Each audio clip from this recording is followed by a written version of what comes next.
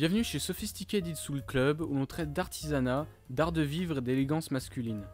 Aujourd'hui on fait le point sur la couleur bordeaux, son histoire et comment l'intégrer dans une garde-robe.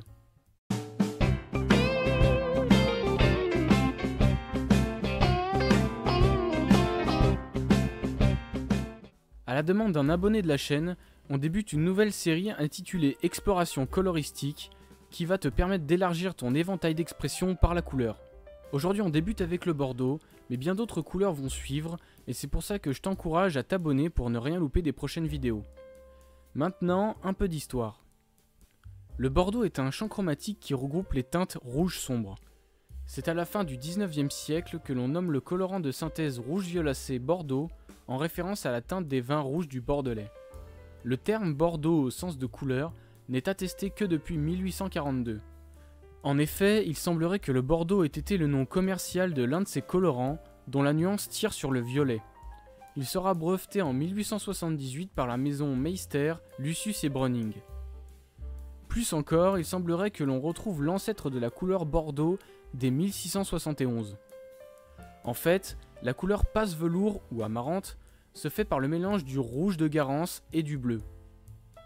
Les teinturiers britanniques vendirent ces nouvelles couleurs sous des noms commerciaux français afin de les rendre plus exotiques et chics pour leurs clients, rendant les noms des couleurs situées entre le violet et le pourpre différentes selon les langues. Ainsi, la couleur bordeaux est désignée en anglais par maroon ou burgundy. Pour ce qui nous intéresse, le bordeaux est situé dans la partie la plus sombre de la roue des couleurs. Sa couleur opposée est le vert, et plus précisément le vert émeraude ou le vert olive. Ces couleurs similaires sont les nuances de rouge plus profondes, comme le rouge rubis ou le rouge grenat. En plus du vert, ces couleurs complémentaires sont les teintes vert-bleu. Ces couleurs contrastent bien avec le bordeaux et tu peux les utiliser pour créer des dynamiques et des contrastes. Enfin, les couleurs adjacentes au bordeaux sur la roue des couleurs sont les nuances entre le rouge et le violet. Cela inclut des teintes telles que le pourpre et le magenta. Elles peuvent aussi être utilisées pour créer des camailleux ou des dégradés plus subtils. Le bordeaux s'accorde très facilement avec des teintes naturelles comme le bleu marine, les bruns, le camel, le jaune moutarde, le kaki, le blanc, les crus ou bien les différents niveaux de gris. En termes de style, l'avantage du bordeaux est qu'il est plutôt polyvalent et bien plus facile à porter qu'un rouge classique. Luxueux et élégant, il ira aux peaux mat comme aux peaux plus claires. On peut le porter avec toutes les pièces, bien que personnellement je vous conseille de le réserver pour les pièces du haut du corps, sauf si vous avez le cran de porter un costume complet. Pour t'aider plus concrètement, j'ai pris les pièces les plus courantes du vestiaire masculin et je te proposerai une tenue qui irait bien avec chaque pièce bordeaux. Tu vas voir. Si tu as un t-shirt bordeaux, tu pourrais le porter avec un jean délavé et avec une veste de travail Carhartt et des sneakers blanches.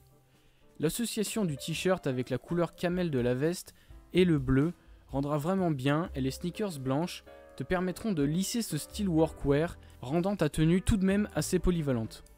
Ensuite le pull. On pourrait rester sur une alliance bleu marine bordeaux en portant un jean avec une chemise en denim et un pull bordeaux. Pour finir, tu pourrais mettre une paire de sneakers blanches, et si tu cherches une veste, tu peux très bien mettre une Harrington dans les tons crème pour rappeler les chaussures et éclaircir le tout. Si tu as une chemise bordeaux au fond de ton armoire, je te conseille un style plus sartorial avec un pantalon de flanelle marron ou un chino beige si tu n'as pas de pantalon tailleur.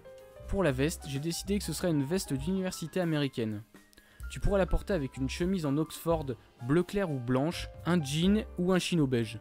Côté formel, si tu as une veste sport bordeaux, tu peux partir sur un pantalon à pince gris moyen ou anthracite et une chemise à rayures bleues par exemple. Ensuite, si tu es assez fou pour avoir un caban ou une trucker jacket bordeaux, je te conseille de rester sur des tons classiques pour le reste de ta tenue, avec des pantalons beige ou gris et des chemises blanches ou bleu clair. Bien que je n'apprécie pas forcément le pantalon bordeaux, tu peux le porter avec une veste bleu marine ou une chemise en amande. Et pour les chaussures, je te conseille de partir sur des mocassins bordeaux que tu pourras accorder facilement avec une flanelle gris clair et un pull bordeaux pour jouer sur les rappels. C'est la fin de cette vidéo, j'espère qu'elle t'a plu, et si elle t'a aidé, n'oublie pas de t'abonner et d'aimer cette vidéo.